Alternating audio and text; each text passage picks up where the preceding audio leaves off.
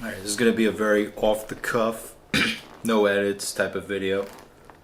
But I want to talk about the BLINK-182 album, Untitled, which came out 20 years ago from around this time. It came out November 18th of 2003. So I must have been, well, you don't need to know my age, but but yeah, this was a very special record for me, so I really wanted to make a video and talk about it.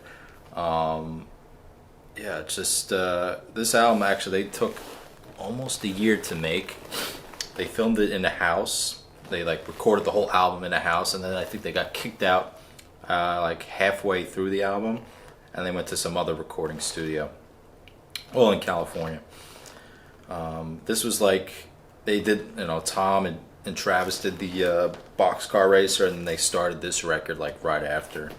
So you could definitely hear some Boxcar on the Untitled record for sure, like the guitar style, you know. But yeah, it was actually it was recorded in the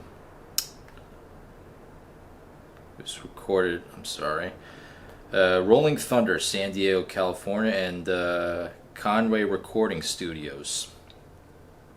Yeah. And they got 4 hit singles, or maybe 5. Feeling This, I Miss You, Down, Always, and I think Stockholm Syndrome was kind of a single, but not really, I guess. It was more of like a bonus DVD video type of thing they did.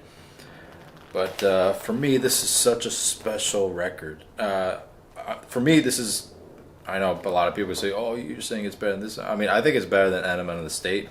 That's just my opinion. But not by like a long, like not by like a lot, you know what I'm saying? Like, it's just, it's different. It's like, it still feels like Blink, but like edgy, more edgier, dark moments, happy moments. The lyrics on this album, I think, are Blink's finest lyrics on any of their records, in my opinion, you know? Just such a special record.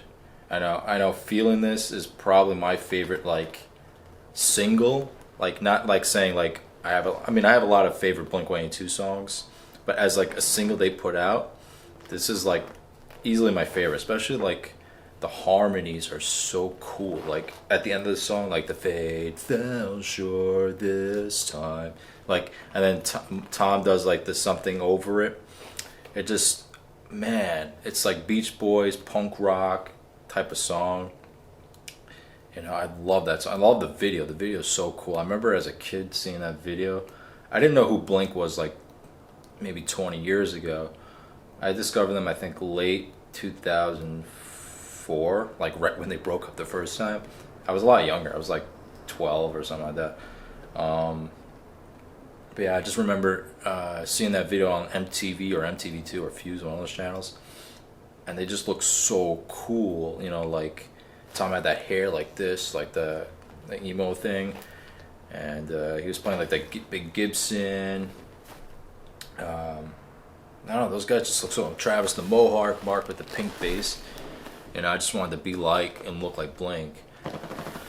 But yeah, and then I Miss You. I mean, such an iconic song. I mean, I think that song even got bigger now, I think. I mean, it was such a big song like 20 years ago, but like now it's like their staple song. You know, I saw them back in May of, you know, this past year, and when they played I Miss You, and when Tom's parts came up, the whole place went nuts. They say, where are you?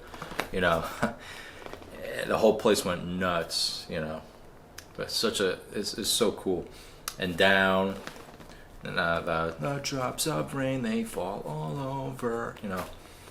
I love that song. It's actually become a favorite of mine lately. The chorus kicks in and then Mark's down, down, down, down.